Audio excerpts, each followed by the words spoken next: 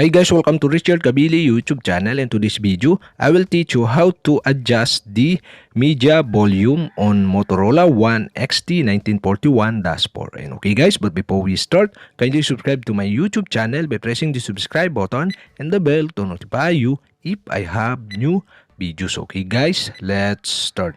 So okay guys, all you have to do is go to setting in your Motorola One.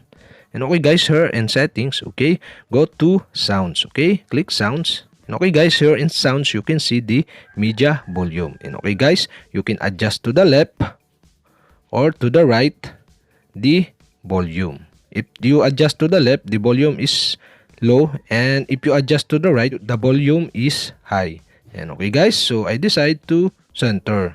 And okay guys, that's it. We have successfully changed the volume of media in your Motorola One XT1941-4. And okay guys, if you have a question, kindly comment below, and don't forget to hit the subscribe button and the bell to notify you if I have new videos. Okay guys, thank you for watching.